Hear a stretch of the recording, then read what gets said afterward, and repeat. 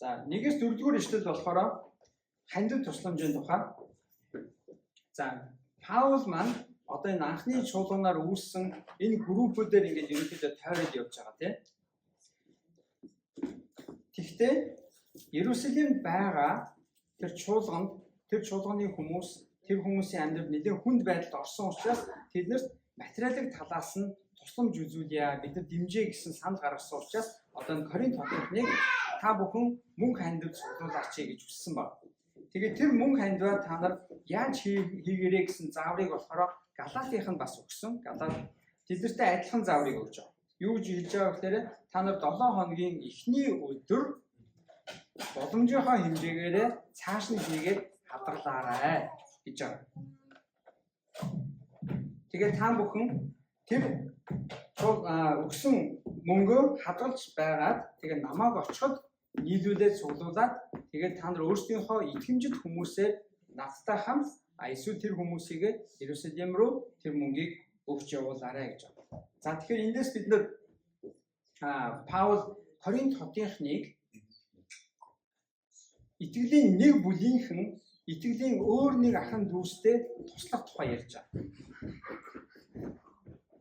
Тэгэхээр бид нар эндээ өнөөдөр ч гэсэн бидний хувьд те итгэлийн нэгэн бүлийнхэн маань хэрвээ хүнд хэцүү байдал үүсэх юм бол тэдний донд өсөглөн зовлон ч юм уу хүнд байдал янз бүрийн гамшиг үүсэх юм бол бид нэр тусалдаг тийм. Яг тэрнтэй адилхан тэгвэл яг Иерусалимд байгаа итгэгчдүүд туслахын тулд энэ зүйлийг хийж байгаа.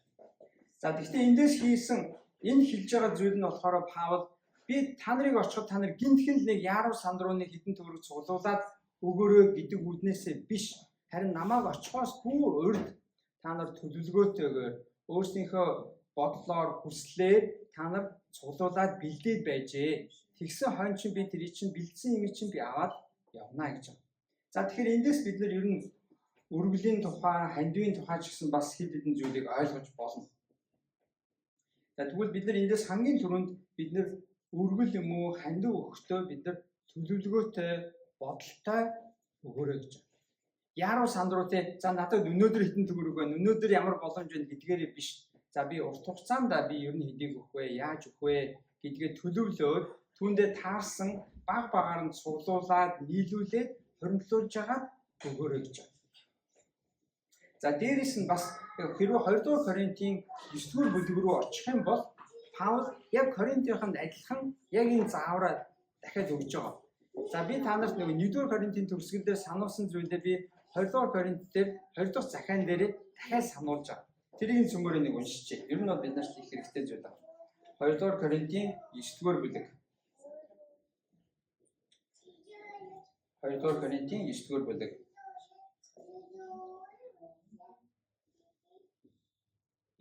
Ариун хүмүүс зориулах үйлчлэлийн тухай та нарт бичих нь надад илүүц юм аа. Учир нь би та нарын чин сэтгэлийг мэдэх ба Македончуудад Ахай ноднонгоос бэлтгэсэн хэмээн та нараар сайрсан бөгөөд тэдний олонх та нарын зүтгэл урамссан билээ. Та нарын талаарх сайрхал маань хоосон биш байгаасаа гэж ах дүүсийг би илгээлээ. Харин та нар хэлснээр минь бэлэн байгаарай. Нөгөөтэйгүр хэрв надтай хамт очих зарим Македончууд та нарын бэлэн бус байгааг олж харвал та нарыг хилэлтгүй итгэлтэй сайхалдаа бич ичих болно. Тиймээ та нарын хэдийн амлсан өгөөмөр сэтгэлийн бэлгийг урдаас цэгцлүүлэхийн тулд ах дүүсийг төрүүлж явуулах шаардлагатай хэмээн би үзлээ. Ингэснээр алдагдлагын бус харин өгөөмөр өглөг байхаар бэлтгэгдэх юм аа гэж. За тэгвэл энэ Паул юу ярьж байгаа гэхээр за би Коринтынхныг нөгөө бэлгээ хандиваа цуглуулад бэлдэж байгаарэ гэдээ аль хэдийн бэлдсэн. Ноднон тэднийг би хилцсэн байгаа гэж байгаа. Тийм учраас нөгөө Македончуудыг дагуулад Коринтчуудаар яваад очиход нөгөө баг багаар цуглуулсаар байгаад ингээд нийлүүлсэн зүйл нь бэлэн байлгахын тулд нэгсэндээ өөрөө Коринтчуудаар их бахархаад байгаа шүү дээ. Коринтчууд аль хэдийн бэлдсэн, хэлчихсэн тэд нар бэлдсэн байгаа. Тэгээ гинт яваад харин яваад очсон чинь бэлэн биш байхгүй тулд өөрөө ч ичихгүй тул Коринтчуудыг ч гэсэн эвгүй байдал оруулахгүй тул одоо дахиад энэ 2 дугаар загтал дээр за би та нарын өмнө ер нь хүн төрүүлээд явуулсан энийг бэлтгэе гэж хэлж байгаа. За тэгэхээр эндээс 2 дугаар Коринтын 9 дугаар бүлэг бол яг бид нар дараа 2 дугаар Коринтыг үзэхдээ нэлээд нарийн үзэнтэй. Гэхдээ энэ дээр хэлж байгаа гол санаа бол ерөөсөө хоёр зүйл байна. Нэгдүгээрх нь та нар бусдад өгөхдөө бэлэн байгаарай. Бусдад тусалдаг байгаарай. Бусдыг дэмждэг байгаарай. Бусад хүмүүс хүнд байдалд орох юм бол та нар тусалж байгаарай гэсэн санаа байгаа. Хоёрдугаарт нь та нар өгөөмөрөөр өгж байгаарай гэж байна. Тэр 2-р Коринтын 9-р бүлгийн дээр та нар алдагдлын бус харин өгөөмөр өглөг байхаар өгөөрэй гэж байна. Та нар тусламж хэрэгтэй хүнд өгөхдөө өгөөмөрөөр өгж байгаарай. Бити харам сэтгэлээр те нэг зөвхөн илүү гарсан төгрөгөөсөө биш харин өөртөө та нар яаж өгөөмөрөөр өгж болохоор байна. Тэр хэмжээгээр та нар өгөөрэй гэж хэлж байгаа. За тэгвэл эндээс бид нэр өргөл хандив ер нь цуглааны мөнгө төгрөгтэй холбоотой зүйлийг бид эндээс бас нэлээд хэдэн зарчмыг гаргаж ирж болно. Яг тэр мөнгө гэдэг өөрөө бол их чухал асуудал бас асуудал дагуулдаг зүйл. Тэгээ мөнгнөөс болж компани хийцүүддэг, мөнгнөөс болж гэр бүл дотор ч асуудал гардаг, мөнгнөөс болж ах дүүсийн дунд ч асуудал гардаг, мөнгнөөс болж Христийн чуулган дотор ч бас асуудал гардаг. За тэгвэл Паулийн хэлж байгаа энэ зүйлээс бид нэр юу сурч болох вэ гэвэл хамгийн нэгдүгээрт нь хандив тусламж бол Бурханд өргөж байгаа өргөл. Бурханд өргөж байгаа бидний сэтгэлийн маань хандив байна. Энэ бол ерөөсөө хин нэгэн хүнд өгж байгаа юм шиг харагдаж байгаа боловч үнэндээ бид нэр Бурханд өргөж байгаа. Бурхан минь ээ би энэ мөнгийг, энэ тусламжийг, энэ чадах зүйлээ би танд өргөж байна. Та энийг цааш нь хэрэгтэй хүнд нь шаардлагатай хүнд нь дамжуулж ивэж өрөөж өгөөрэй гэсэн сэтгэлийн өргөл байна. За хоёрдугаар зарчим нь юу гэвэл мөнгөтэй харьцаж байгаа хүмүүс маань итгэмжит хүмүүс байх ёстой. За энэ дээр Паул ингэж хэлсэн байна. За би та нарыг ингээд тэр мөнгөд цуглуулад та нарын зөвшөөрсөн хүмүүсээр бэлгэгч нь хүргүүлье гэж байна. Зөвшөөрсөн буюу та нар итгэмжтэй, хариуцлагатай, зөв гэж тооцсон хүмүүсээр чинь мөнгийг явуулъя гэж. Нэгсэндээ Паул хэнийг томилж явуулахыг шийдээгүй. Харин Коринт хотын чуулганыхан өөрсдөө хэнийгээ сонгож хариуцлагатай, итгэмжтэй гэж үзсэн хүнээ сонгоод тэр мөнгийг Иерусалим руу явуулах гэж байна. Тэгэхээр эндээс бид нар юу сурчлаа гэхээр мөнгөтэй харьцаж байгаа хүмүүс маань итгэмжид хариуцлагатай хүмүүс байх ёстой. Мөнгөтэй харьцахдаа хариуцлагатай хүнийг яаж олох вэ гэвэл бусад юмн дээр хариуцлагатай, итгэмжтэй, хэлсэн үгэндээ хүрдэг хүн л байна. Зөвхөн мөнгөн дээр хариуцлагатай, бусад юмн дээр хариуцлагагүй хүн байна гэж ер нь баг үгүй. Ер нь амьдралынхаа бусад талбар дээр хариуцлагатай, итгэмжтэй, хэлсэн үгэндээ хүрдэг, за бол за, үгүй бол үгүй байж чаддаг хүн ер нь мөнгөн дээр тэгж хандна.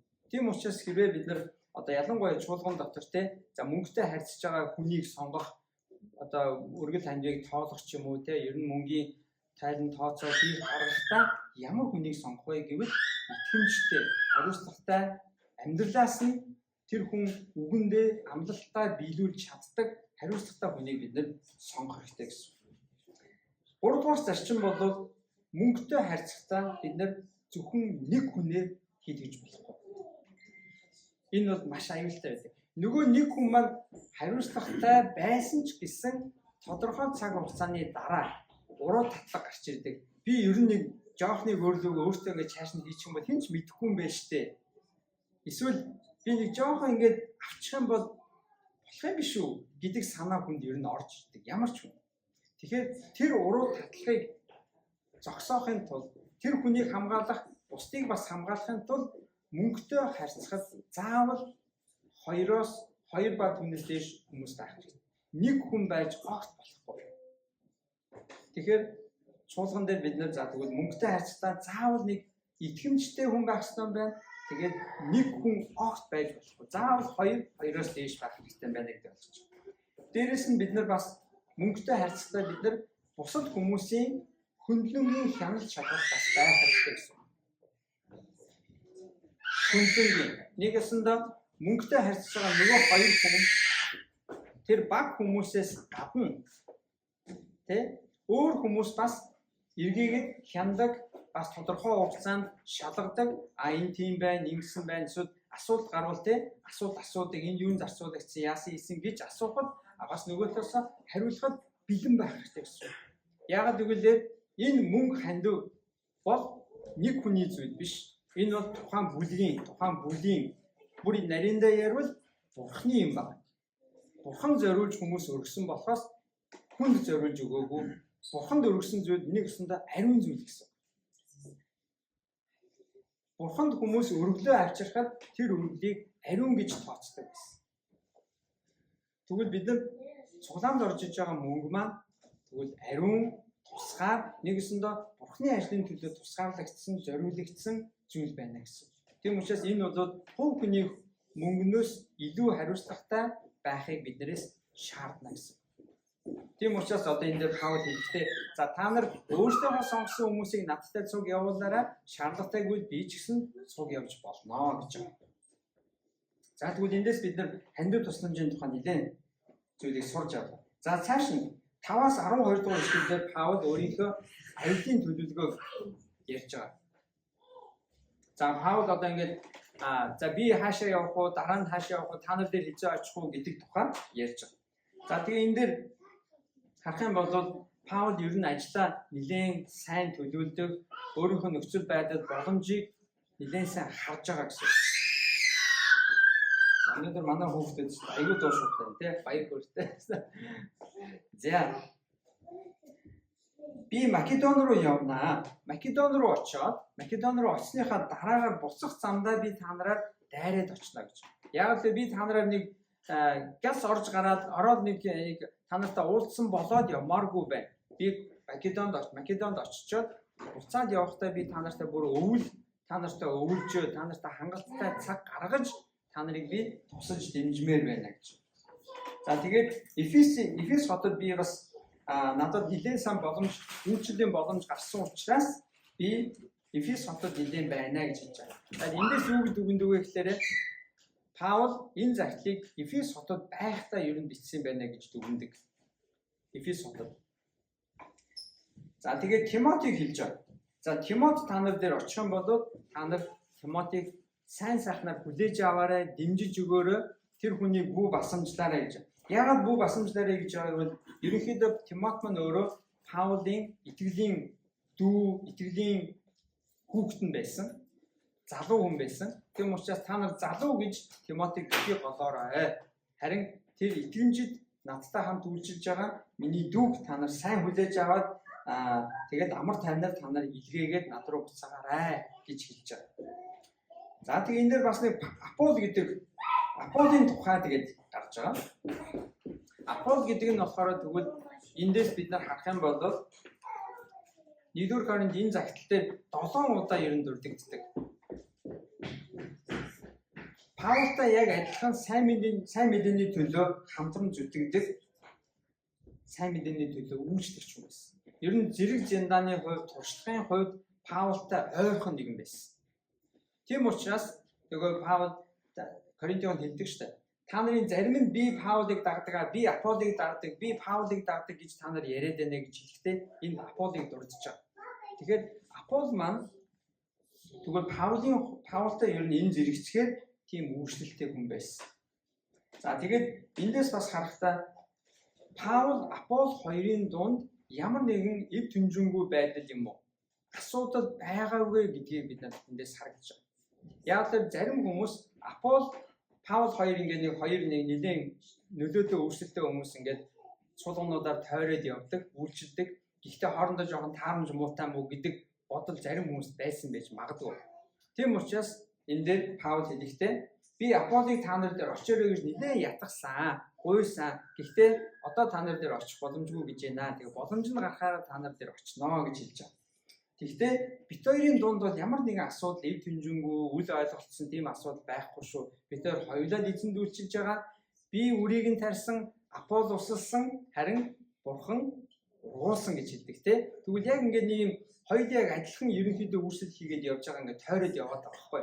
Тэгээд энэ дүр зургийг та нар төсөөлөх юм бол яг нөгөө гадаадад байгаа таригдаад удаагүй эсвэл таригдаад нэлээд төлөвшөөгүй Монгол чуулгануудын байдалд аягүй төстэй. Нэг дөнгөж нэг хүн ирээд чуулган тарьдаг. Тэгээ хэсэг үйлчилж байгаа нөгөө тарьсан хүн нь явах болдог. Тэгээ дараагийн хүн ирдэг, үйлчилдэг. Тэгээд хүмүүс ингэж ирээд тойроод яваад байдаг. нэг номлогч ч юм уу пастор юм уу ирээд ингээд номлоод тэднэрт үүслээд яваад байдаг. Тэр зүр зурагтай энэ анхны чуулганы байдал ер нь аюулгүй ойрлцсон.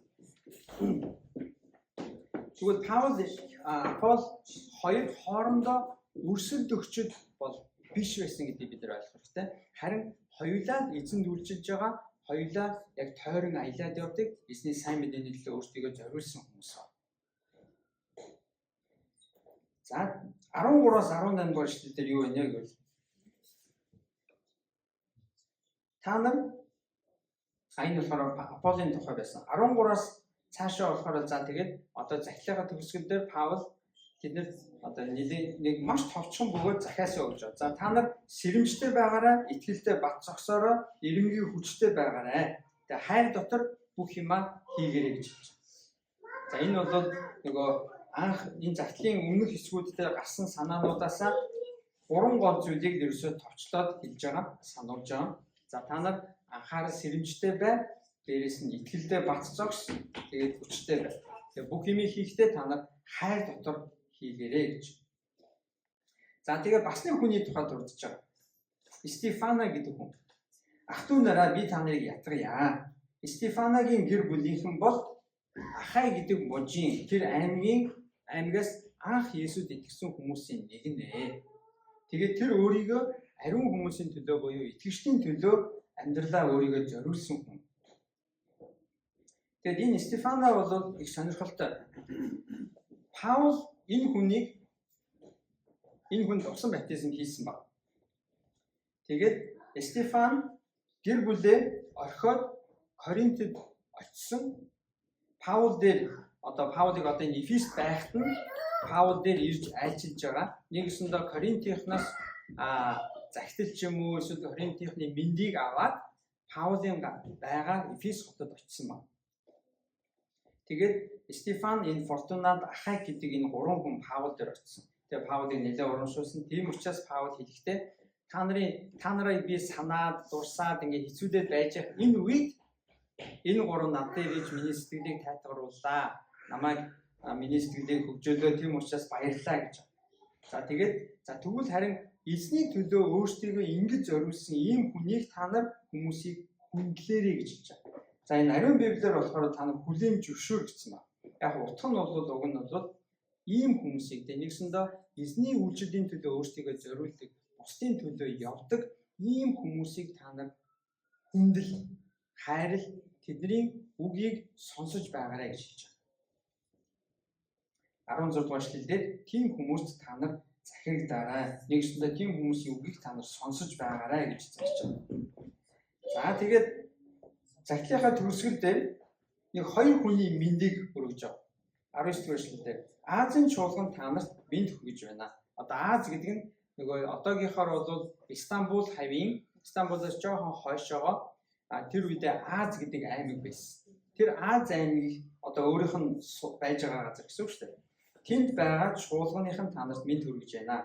Акул, Приска нар өөрийн гэрт цугладаг чуулганы хамт та нарт эзэн дотор халуун мэнд хүргэж байна гэж. За энэ Акул, Приска гэдэг 2 хүнийг зөвмөрөө жоохон таньж авъя. Энэ 2 хэн бэ гэвэл гэр бүл байгаа. Эхнэр нөхөр. За анх Ромоос гаралтаа Ромд амьдардаг байсан. Тэгээд Клауди хааны үед Клауди хаан яасан бэ гэхээр бүх еврейчүүдийг Ромоос хөөж гаргасан. Тэр үед Ромоос гараад Коринтод ирсэн. Тэгээд Коринтод байж явах үедээ Паултай танилцаад Паулыг гэртээ байлгаад тэгээд бүр тэд нар өөрсдөө адилхан майхан ойдог хүмүүс байсан. Майхан ойж зардаг тийм бизнес хийдэг. Тэр бизнестэй Паулыг ажилуулсан бас тэгээд эдгээр нэлээд хөрөнгөтэй хүмүүс байсан юм шиг байна. Ингээ харахад Коринтод байж байгаад одоо тэд нар хаана амьдарч байгаа гэхээр Эфест амьдарч байгаа. Тэгээ Эфест амьдрахтаа яаж ийм гэхээр гэртээ суулаа хийдэг. Эфес хотынхон тэд нар нэлээд магадгүй нэлээд боломжийн том байшинтай, зайс автай, орон зайтай байсан баг. Тэр гэртээ Эфес хотынхныг суулуулдаг байсан баг. Тийм учраас энэ Акул, Приска нарын гэрт цугладаг чуулганыхан та нарт мэнд хүргэж байна гэж. За тэгээд тэгвэл энэ гэр бүлийнхэн хаа байсан газраа Коринтод ч гэсэн Эфест ч гэсэн ер нь гэртээ сулаа хийдэг гэсэн. нэлээд хөрөнгө боломжтой бизнес хийдэг. Гэхдээ итгэлдээ тууштай тэгээ итгэлээ харуулад гэртээ цуглаан хийдэг. Бүр нутгийн чуулганыг гэр дотроо цуглуулдаг тийм хүмүүс байсан. Тэгэхээр эндээс юу харагдж байна гэхээр энэ Акул Приска хоёр үнэхээр нийгмийн талбар дээр нөлөөтэй бизнесээ сайн хийждэг, нөгөө талдаа эзэн дүрслэгтэй ч гэсэн сайн үйлчилдэг, дөрвтэй үйлчилдэг, өөрсдийнхөө боломжоор орон гэрээ нээж өгдөг, орон гэртээ хүмүүс цуглуулдаг, орон гэрээ чуулган нээж өгдөг. Тэгээ бүр хаа явсан газараа Коринтод ч тэгжсэн, одоо Эфест ч гэсэн яг адилхан өөрсдийнхөө хөрөнгийг нэгсэндээ эзний үйлчлэлийн төлөө зориулж. Тэгээ эндээс бид нар бас нэг сурах зүйл юу вэ гэвэл биднэрт байгаа эд хөрөнгө маань үнэндээ зөвхөн миний төлөө биш. Хэрвээ би жинхэнэ Есүсийн дагагч мөн бол надад байгаа бүх зүйл эзнийх. Нэгсэндээ эзний үйлчлэлийн төлөө зориулахад бид нар бэлэн байх. Яг энэ Акул Приска хоёр шиг гэрээ нээдэг, тэ ингээд аль хүмүүсийг зочилдог, бүр чуулганыг одоо цуглуулдаг 7 хоног гэх юм уу, эсвэл ямар шаардлагатай байна. Тэр хэмжээгээр гэрээ нээж өгч чаддаг. Үнэхээр зочилдог, зочломтгой байдаг. Өөрсдийнхөө бизнесийн ашиг хөрөнгөөсөө хуваалцдаг, тэ үйлчлэлийн төлөө зориулдаг ийм хүмүүс байна. Тэгээ Паулыг ер нь гэртээ байлгаж байсан.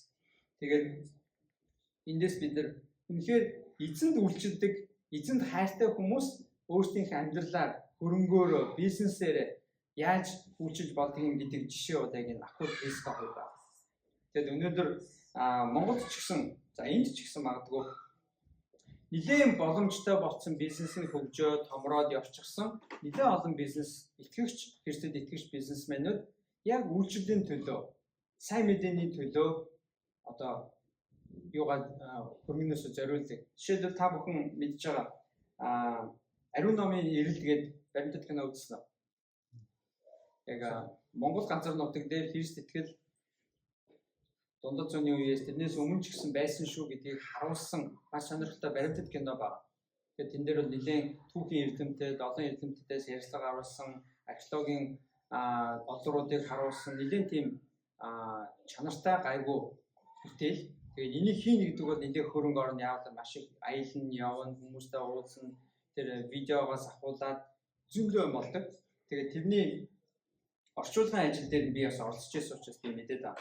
Тэгээд тэрний хөрөнгийг гадны хүн гаргаагүй, харин нэг чуулганы дэргэдэх төрийн бус байгууллага гаргасан. Гэхдээ тэр дундаа нэг бизнесмен гаргасан гэж надад танилцуулж ирсэн л да. Тэгээд иймэрхүү байдлаар өнөөдөр ч гэсэн Монголд яг өөрсдийнхөө бизнесээсээ, өөрсдийнхөө хөрөнгнөөсөө эзний үйлчлэл зориулж байгаа хүмүүс бас гарч ирж байна.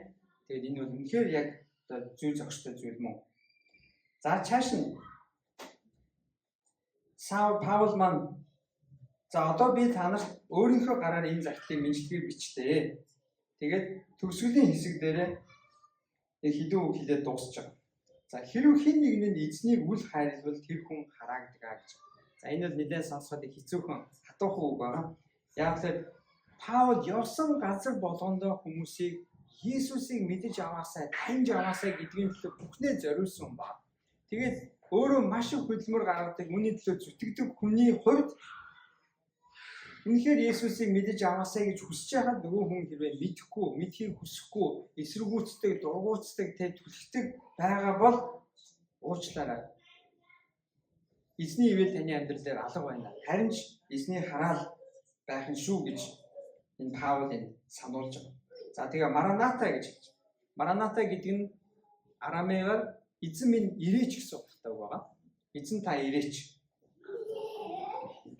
За тэгээд төгсгөлд нь эзэн Есүсийн нэгүсэл та нартай хамт байх болтугай гэж загтаа төгсгөж байгаа. Тэгээ бас төгсгөлийн бас нэг өгүүлбэр нь Христ Есүсийн дотор миний хайр та нартай хамт байх болтугай гэж. За түүний төгсгөлийн хэсэгдээ эзний хайр та нартай хамт байх болтугай, хоёрдугаар нь болохоор миний хайр та нартай хамт байх болтугай гэж хэлж байгаа. Тэгэхээр энэ нь одоо орчин үеийн бид нар хин нэг үнтэй уцаар ярьчаад ч юм уу хин нэг үнтэй уулзчаад төгсгөлд нь хайртай шүү гэдэг чтэй тий. Одоо нэг тийм нэг хилдэгч гэх юм уу мод ч гэх юм нэг тийм гарцсан ингээд ярьчаад тэгээд хайртай шүү гэдэг ингэдэг шүү дээ, тий. Тэрэн шиг одоо яг Паулыг тэгж хэлж байгаа байхгүй. Коринтын хаан би та нарт хайртай шүү гэж байгаа. Яг тэгэхээр яг энэс бид нар хэрвээ эргээд дүгнэх юм бол Коринт хотынд бичсэн энэ загтал бол жинхэнэ хайрын цаг. Коринтын асуудал байсан. Нэлээд хүнд асуудал, нэлээд хурц асуудал байсан. Жишээлбэл тэдний дунд нөхрийнхөө их нэртэй завхаарсан хүний тухайч гарч байгаа, шүтээний янхантай орооцолсон асуудал гарч байгаа, эзний зоог нь зөв бусаар хандсан асуудал гарч байгаа. Нэлээд ноцтой асуудалтай. Гэхдээ нөгөө талдаа бас сайн сайхан зүйлж байсан. Жишээлбэл гэр бүл болох тухай, эзний зоогийн утга учирын тухай, бүр хамгийн өндөр ач холбогдолтой гэвэл үхлээс амьлна гэдэг нь ямар утга учиртай юм бэ гэдгийг тайлбарж өгсөн. Иймэрхүү байдлаар энэ Паулийн загтлууд дотроос Коринтын бичсэн энэ загтлууд нэлийн урт загтал байгаа. Олон асуудлыг хөндсөн, олон зүйлийг тэд нэр зааварлсан, чиглүүлсэн, засч өгсөн. Тэгэд энэ бүгдээс нь харах юм бол үнэхээр Паулийн энэ захаа бол зүгээр л ерөөсөө хайрын захаа. Коринтчуудад өөрөө хайртай учраас тэд нар хичнээн асуудалтай, бүүн проблемтэй хүмүүс байсан ч гэсэн би та нарт хайртай хэвээрээ. Би та нарын асуудлыг чинь шийдэж өгмөр байна. Гэхдээ би та нарт хайртай хэвээрээ шүү гэдгээрээ загтаа дуусгаж байгаа. За тэгээд саяны энэ 16 дугаар бүлгийг харах юм бол ер нь Паул маш олон хүмүүстэй харьцаж байгаа. Паул, Тимоё, Апол, Тимот, Стефанос тэгээд Пришка, Акул гэдэг. Эндээс ерөнхийдөө бид нар юу гэж дүгнэж болох вэ гэвэл ер нь үйлчлэл гэдэг бол нэгсэндээ Христийн төлөө үйлчлэл гэдэг бол хүмүүсийг эзнийг буюу Есүсийг ойр дотн таньж авахд зориулагдсан хөдөлмөр зүтгэл юм. Би дахиад хэлье.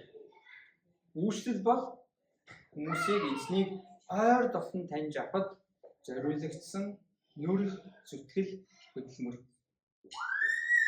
Тэгээ бид нар үйлчлэл гэдэг үгийг заримдаа их амархан хөнгөнөөр боддог. Гэтэл үнэндээ Христийн төлөө, Бурхны төлөө үйлчлэнэ гэдэг бол тийм амархан зүйл биш. Биднээс нүрх хөдөлмөр шаарддаг, нүрх заримдаа нулимсыг биднээс унгаадаг, биднийг шахлуулдаг, өвдөгдөг, зовоодог, биднийг хэцүүдүүлдэг. Гэхдээ энэ бүхний юуны төлөө вэ гэхээр хүмүүсийг эзэн Есүсийг илүү таньж аваасаа гэдгийн төлөө зориулж байгаа үйлчлэл. Зориулж байгаа бүрэн зориулалт, нүрх хөдөлмөр. Тийм учраас таныг би эзний төлөө үйлчлэхдээ бити урам хугараараа Паулийн хэлсэн шиг та нар итгэлдээ бат зогсоорой, эрэмлий хүчтэй байгаараа бүх юмыг хайр дотор хийгэрэй гэж яг энэ 13 дугаар эшлэлээр хэлсэн зүйлийг би дахин сануулмаар. Сэрэмжтэй байгаараа, итгэлдээ бат зогсоорой, эрэмлий хүчтэй байгаараа бүх юм чинь хайр дотор хийгдээрэй. Тэгэх юм бол эзэн алдарших болно. Бидний үйлчлэл маань үр дүнтэй бас юунд зориулсан тэр үр дүнгээ заавал гаргах болно. Тэг бүгдээ хамтаа залбирая. Есүс эзэн минь танд баярлалаа. Та бидний төлөө өөрийнхөө амийг өгсөн. Биднийг өөрийн болгохын тулд та бүхнийг хийсэн. Есүс эзэн тань тэгвэл бид нар буцаагаад өөрсдийнхээ амьдралыг танд өргөл, золиос, зориулал болгон өргөхийг хүсэж байна. Тэгэхдээ бид нар бүх зүйлийг хайр дотор, хайраар хиймээр байна. Та биднийг итгэлдээ бат зогсоход, эрэмгий хүчтэй байхад та туслаач. Та биднийг бас сэрэмжтэй байлгаж өгөөрэй. Биднийг ухаалаг байлгаж өгөөрэй. Бид нар бусдад туслахтаа түргэн өгөөмөр, бусдад туслахтаа бэлэн байхад та туслаач. Эзэн минь бусдад ямар тусламж хэрэгтэй байгааг бид нар олж харахтаа нүд маань соргог, үйлдэл маань хурдан байх болтугай эзэн минь. Тэгэхээр эзэн минь бусдад танд бас өөрсдийгөө зориулдаг хүмүүсийг бид нар хүндэлдэг, хайрладаг, тэднийг дэмждэг байхад та туслаач. Есүс эзэн минь тэгээ бид нар бас яг энэ Акул Пришка шиг өөрсдийнхөө ажил бизнесээр, өөрсдийнхөө амьдралаараа байгаа бүхнээрээ таныг алдаршуулдаг, таны төлөө өөрсдийгөө зориулдаг хүмүүс та бидний дундаас та охиныг гаргаж ирээч гэж гуй. Есүс эзэн та тэгээ бидний амьдралаар бидний үйлчлэлээр бусдын төлөө зориулж байгаа энэ үйлчлэлээр та алгаж болтугай гэж Есүсийн таны нэрээр би залбирч байна. Амен.